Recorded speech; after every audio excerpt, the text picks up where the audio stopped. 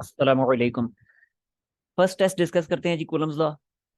Answers तो test के दौरान ही आपको पता चल गए थे, लेकिन अब जरा देखते हैं कि वो आंसर्स आते किस तरह से हैं।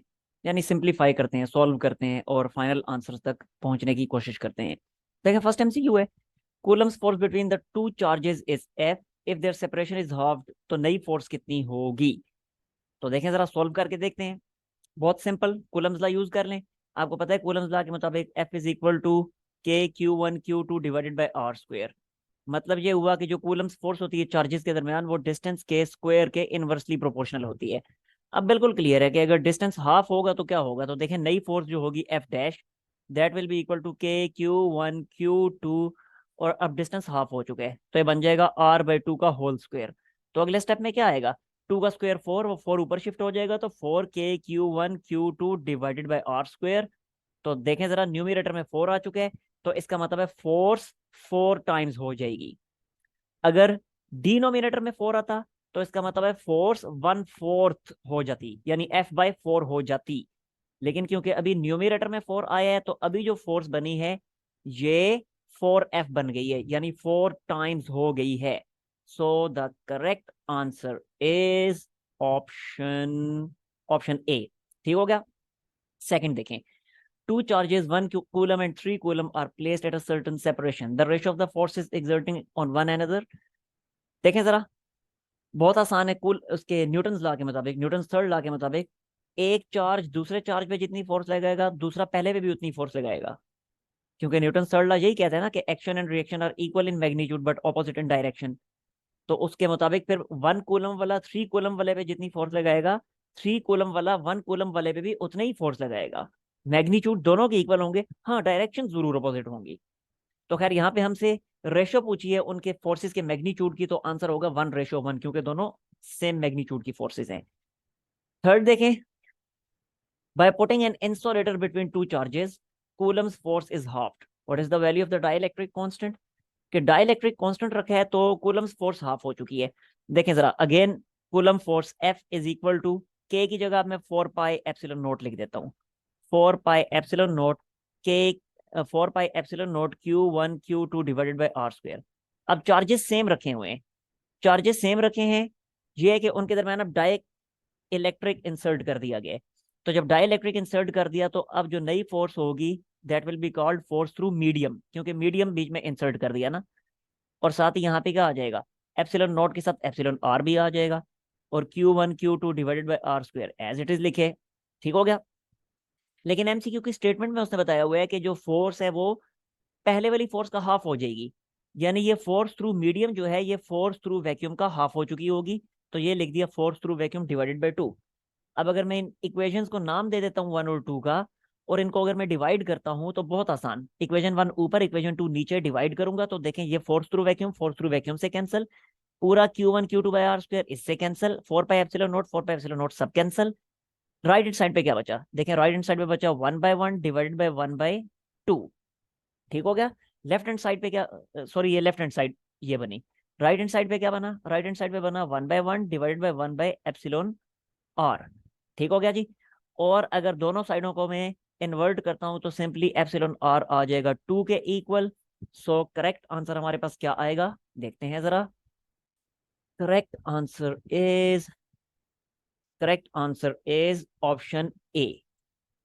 ठीक हो गया। नेक्स्ट देखिए, number 4। An insulator having value of dielectric constant √2 is put between the two charges. तो you have to find F/F dash. क्या मतलब है F/F डैश, यानी ओरिजिनल F जो है ओरिजिनल फोर्स है और F डैश न्यू फोर्स है। तो ओरिजिनल फोर्स की न्यू फोर्स के साथ रेशो फाइंड करनी है। ठीक हो गया। डाइलेक्ट्रिक कांस्टेंट √2 अब याद रखिएगा। सॉल्व करना शुरू करते हैं। देखें अगेन, अगेन वही ओरिजिनल फोर्स। क्या होगी original force, 1/4πε0 Q1 Q2 divided by R square. F dash यानी न्यू फोर्स, वो क्या होगी 1/4πε0, और साथ में एप्सिलॉन आर भी आ जाएगा क्योंकि डाइलेक्ट्रिक इंसर्ट कर दिया। लेकिन एप्सिलॉन आर की तो वैल्यू उसने बताई हुई है, तो डायरेक्टली उसकी वैल्यू लिखेंगे √2। और बाकी चार्जेस तो सेम है, डिस्टेंस तो सेम है, कोई फर्क नहीं पड़ा, बहुत सारा एज इट इज लिख दिया।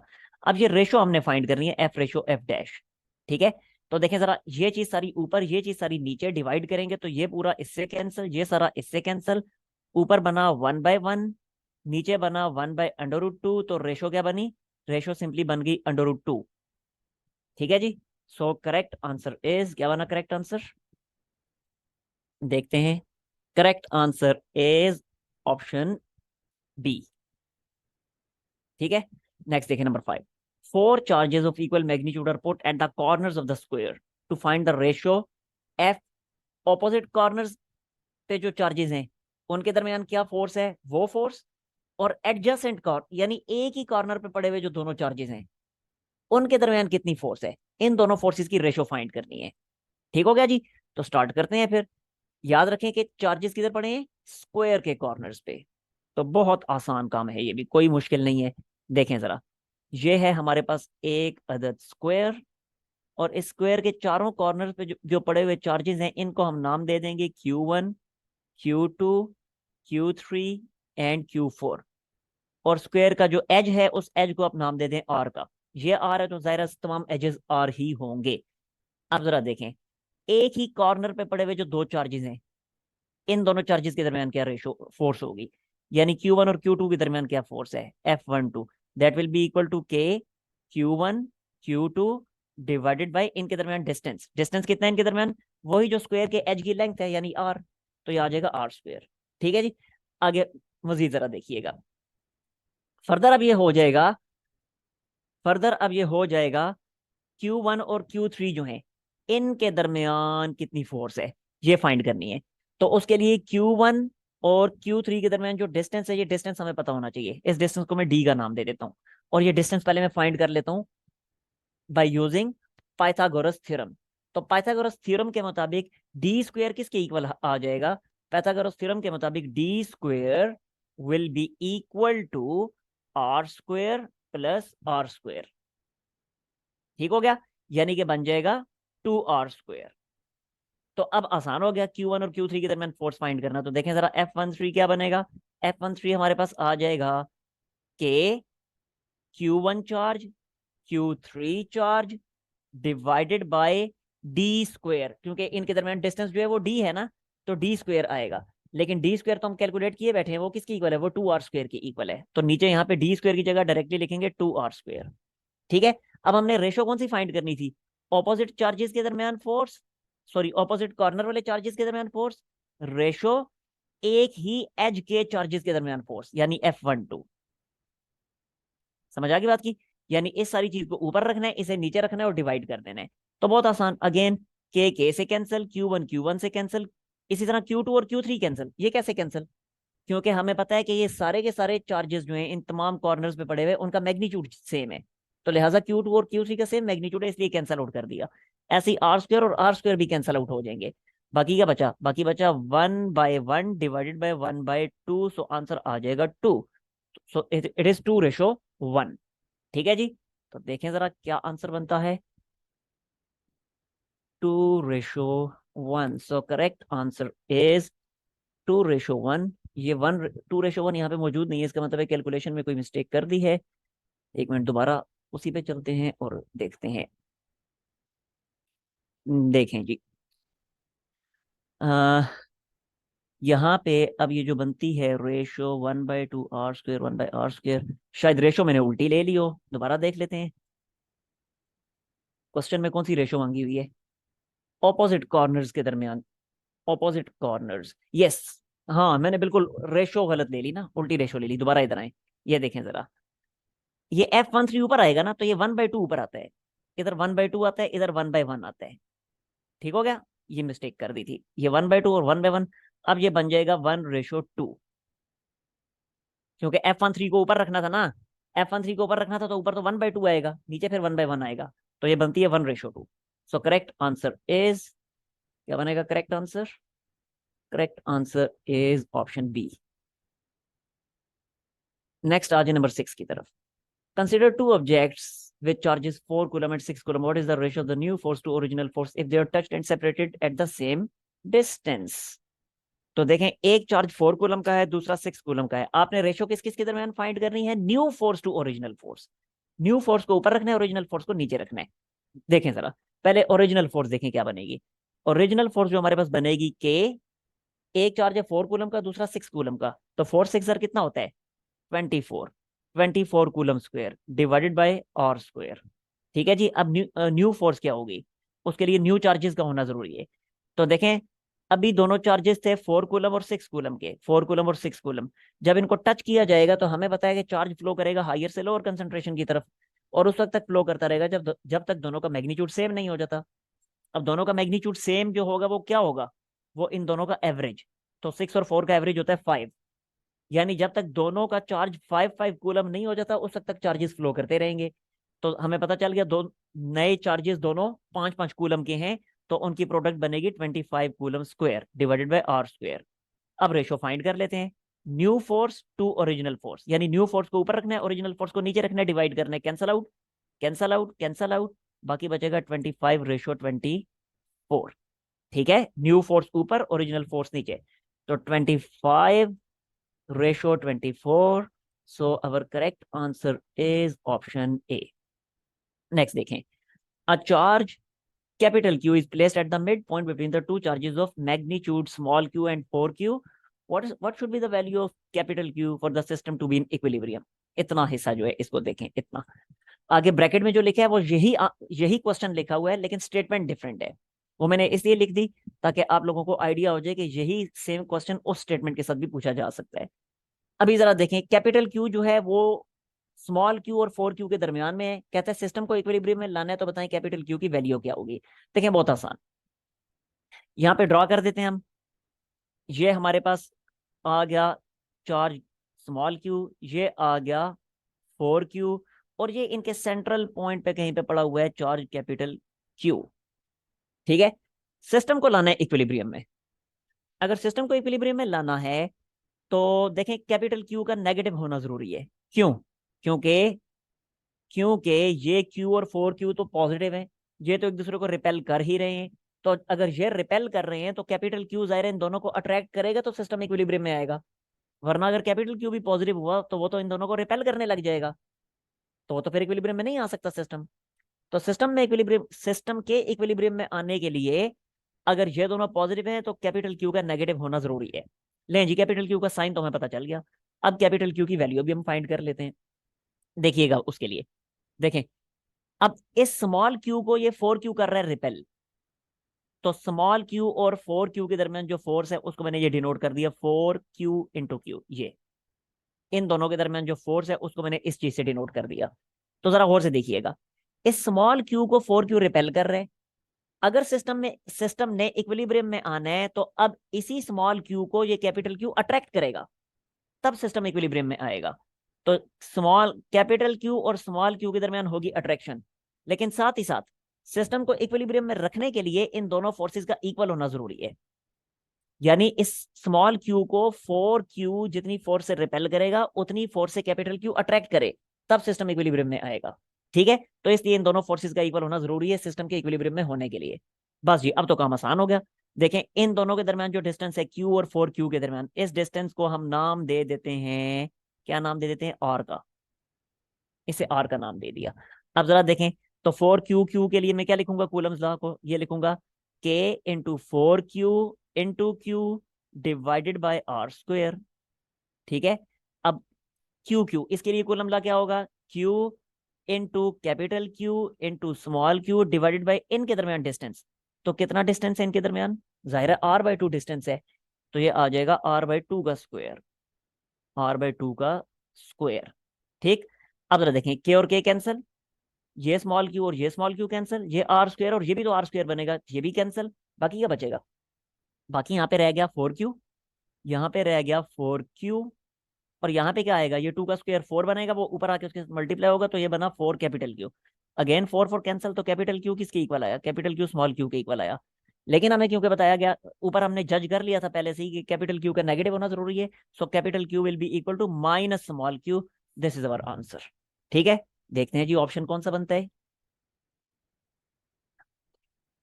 तो ये बनता है ऑप्शन सी। ठीक है जी, नेक्स्ट आ जाए नंबर 8 की तरफ। A charge Q is split into two parts. Which of the following pair of the new charges will have maximum force? देखें, चार्ज को स्प्लिट किया गया, 4 पॉसिबिलिटीज उसकी बताई गई हैं कि ये 4 पॉसिबिलिटीज उसकी बन सकती हैं। तो आपसे कहा गया है कि ये बताएं कि इन चारों में से किस पेयर में मैक्सिमम फोर्स होगी। तो सिंप्लीफाई करके देखते हैं कि चारों में से किस पेयर के लिए फोर्स मैक्सिमम होगी।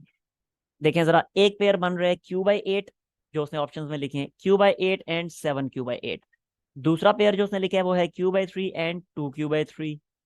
फिर तीसरा लिखा है Q/2 एंड Q/2। और चौथा पेयर जो उसने लिखा है वो लिखा है Q/4 एंड 3Q/4। अब जरा देखें, कूलम्स लॉ के मुताबिक जो फोर्स होती है वो चार्जेस की प्रोडक्ट के डायरेक्टली प्रोपोर्शनल होती है। यानी जिस केस में चार्जेस की प्रोडक्ट मैक्सिमम होगी उसी केस में फोर्स भी मैक्सिमम होगी। अब जरा चारों केसेस में चार्जेस की प्रोडक्ट हम देख लेते हैं कि चारों केसेस में चार्जेस की प्रोडक्ट क्या क्या बनती है। तो जरा देखें, जो फर्स्ट वाला केस है उस केस में चार्जेस की जो प्रोडक्ट होगी वो बनेगी 7Q²/64। यानी Q² को मैं इग्नोर करके जस्ट 7/64 लिख देता हूँ, क्योंकि Q² तो चारों में आएगा ना। इस केस में बनेगी 2/9, इस केस में बनेगी 1/4, और आखिरी केस में बन जाएगी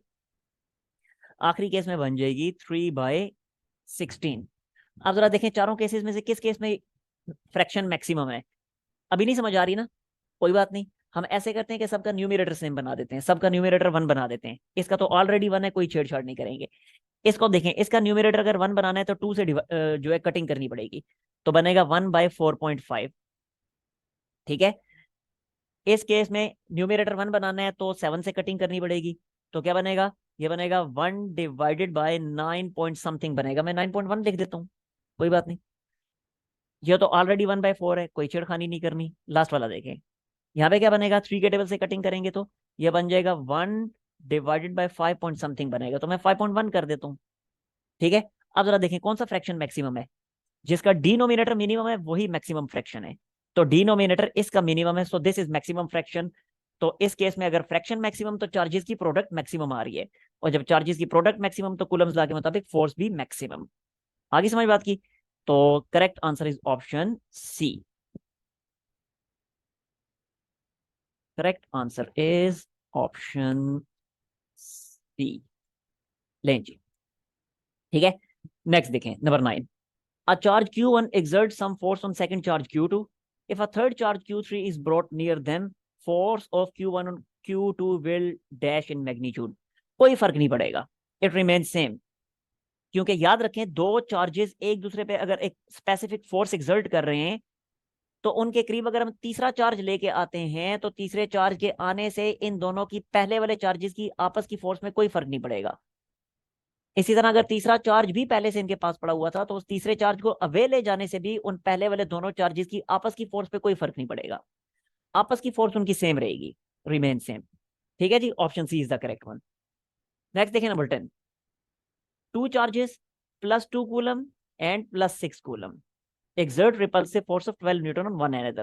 If a charge of -2 coulomb is given to each, the new force will be what?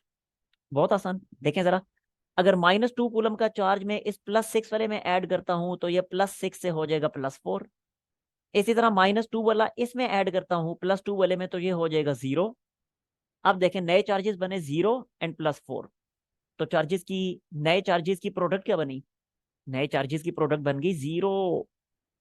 तो कूलम्स लॉ में अगर चार्जेस की प्रोडक्ट की जगह जब 0 पुट करेंगे तो फोर्स कितनी बनेगी, नई फोर्स, वो भी हो जाएगी 0। सो correct answer is option A.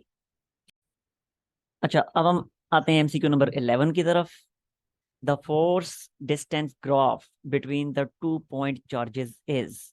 2 point charges हैं, उनके दरमियान, उनके लिए फोर्स और डिस्टेंस के दरमियान कैसा ग्राफ बनेगा। देखें जरा, ड्रॉ करके देखते हैं। ये देखें जरा, फोर्स डिस्टेंस ग्राफ की वो बात कर रहे हैं, तो इसका मतलब ये हुआ कि हमें हॉरिजॉन्टल एक्सिस पे लेना पड़ेगा डिस्टेंस, वर्टिकल एक्सिस पे लेनी पड़ेगी फोर्स।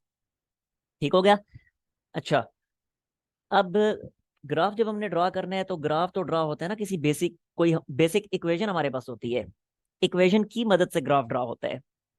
9th क्लास की मैथ्स में आप लोगों ने चैप्टर नंबर 8 था, उसमें आप लोगों ने ग्राफ्स ड्रॉ करने सीखे थे, तो रिकॉल करें जरा या अगर घर में बुक पड़ी है तो उठा के देखें कि जब भी हमने ग्राफ ड्रा किया है पूरे चैप्टर नंबर 8 में हमने ऐसे ही किया। जब भी ग्राफ ड्रा किया तो कोई बेसिक इक्वेशन हमारे पास होती थी, उस इक्वेशन की मदद से हम ग्राफ ड्रा करते थे।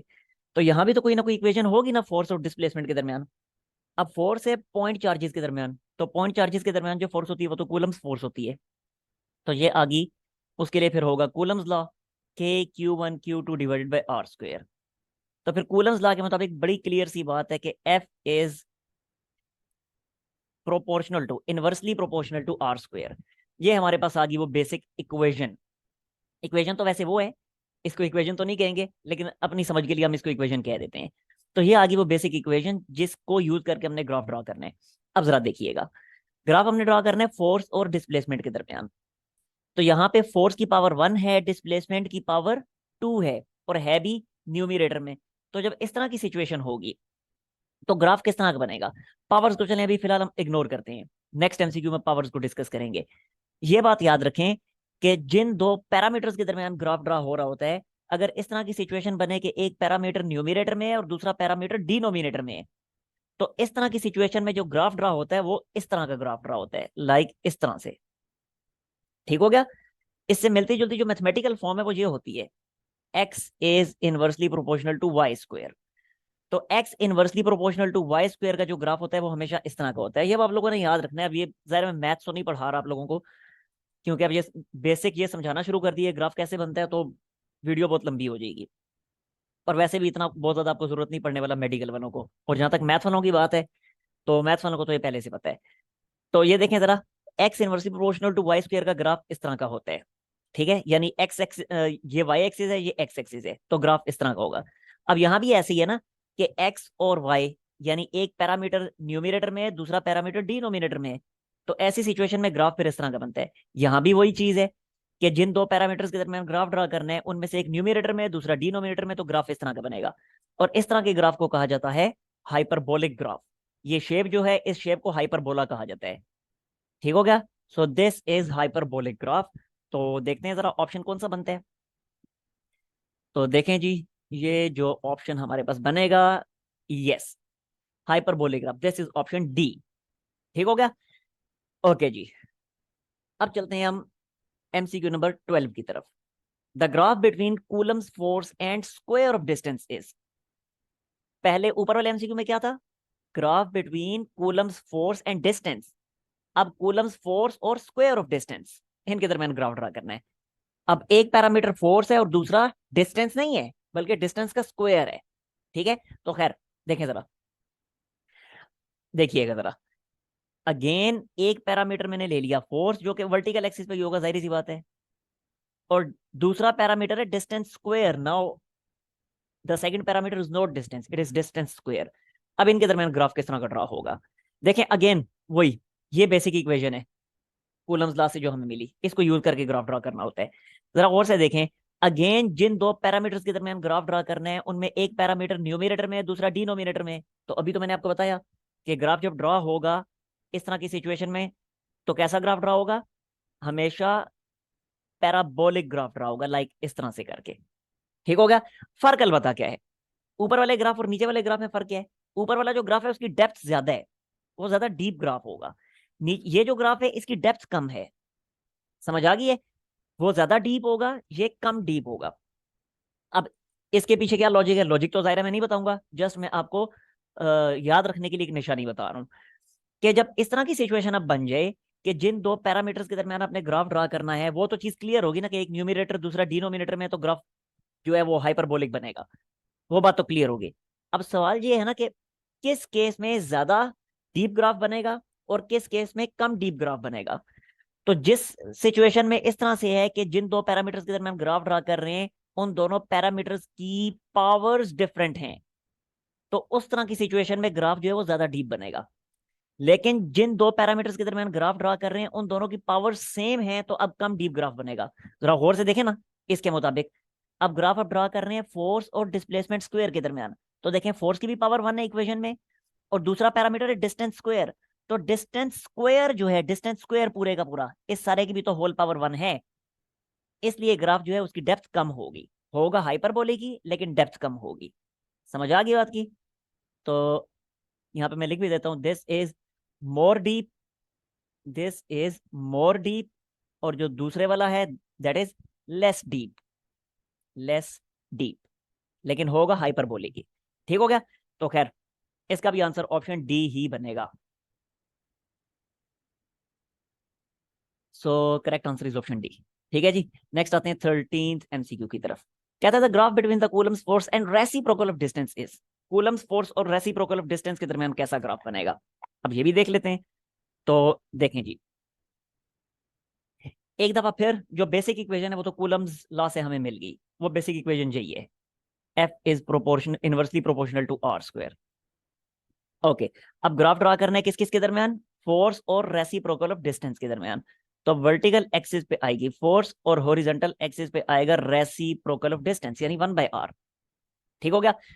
अब जरा गौर से देखिएगा इस चीज को। अब ग्राफ किस किस क्वांटिटी के दरमियान, किस किस पैरामीटर के दरमियान ड्रा हो रहा है, एफ और 1/r के दरमियान। तो अब इसी इक्वेशन को अगर मैं यूज करता हूं तो ये इक्वेशन फर्दर सिंप्लीफिकेशन के बाद ऐसे बनेगी, ये इस तरह से। ठीक हो गया। अब जरा गौर से देखें, जो दो पैरामीटर्स हैं फोर्स और 1/r, इन दोनों के दरमियान ग्राफ ड्रा हो रहा है ना, तो इस मर्तबा इनवर्स रिलेशन तो नहीं है, इस मर्तबा डायरेक्ट रिलेशन है। कंफ्यूज नहीं होना। अब आप लोगों ने कहना है नहीं इनवर्स रिलेशन है, फोर्स फोर्स की आर के साथ इनवर्स रिलेशन है। और तो भाई आर के साथ इनवर्स रिलेशन है ना, हमारा पैरामीटर इस दफा आर तो नहीं है, पैरामीटर तो 1/r है। तो 1/r के साथ तो डायरेक्ट रिलेशन है। समझ आ गई बात की। और डायरेक्ट रिलेशन का जो ग्राफ बनता है, अब जरा गौर से देखें, इससे रिजेंबल करती हुई मैथमेटिकल शेप जो होती है, मैथमेटिकल इक्वेशन जो होती है वो ये होती है, ये। अब जरा गौर से देखें, यहाँ पे पैरामीटर एक्स और वाई है, तो यहाँ पे पैरामीटर फोर्स और 1/r है। ठीक है, यहाँ पे वाई का स्क्वायर है, यहाँ पे 1/r का स्क्वायर है। तो सेम शेप होगी ना दोनों की। तो इसलिए इस केस में, हमारे इस केस में वही ग्राफ होगा जो X proportional to Y square का ग्राफ है। तो X proportional to Y square का ग्राफ कैसा होता है, देखें ये एक्स है, ये वाई है, तो X proportional to Y square का ऐसा ग्राफ होगा, ऐसे। अच्छा, अगर सपोज करें इक्वेशन ये होती है, लेट सपोज अगर ये इक्वेशन होती है Y proportional to X square, अब ग्राफ कैसा होता उसको भी समझ लें। Y proportional to X square का ग्राफ ऐसा होता, अगेन एक्स वाई, तो इसका ग्राफ ऐसा होता। मतलब इसका क्या हुआ, मतलब इसका ये हुआ कि हमारी इक्वेशन में जिस पैरामीटर की हायर पावर है, ग्राफ उसी एक्सिस की तरफ बेंड करेगा। देखें यहाँ पे y की हायर पावर थी x के मुकाबले में, तो ग्राफ बेंड कर रहा था y की तरफ। यहाँ पे x की हायर पावर है तो ग्राफ बेंड करेगा x की तरफ। आई समझ। तो खैर इस केस में भी जरा देखें। अब इस केस के लिए ये हमारे पास इक्वेशन लिखी हुई है। ठीक हो गया, ये इक्वेशन है। तो अगेन 1/r की हायर पावर है तो ग्राफ बेंड करेगा 1/r की तरफ, लाइक इस तरह से। ठीक हो गया। और इस तरह की जो शेप है, ये तीनों शेप्स जो आपके सामने मैंने ड्रॉ किए हैं, इनको कहा जाता है पैराबोलिक शेप्स। तो ग्राफ जो बना दैट इज पैराबोलिक। ठीक है जी। तो देखें कौन सा ऑप्शन बनता है। देखें, ऑप्शन इस दफा हमारे पास बनता है ऑप्शन सी। ठीक हो गया। नेक्स्ट देखें 14th एमसीक्यू।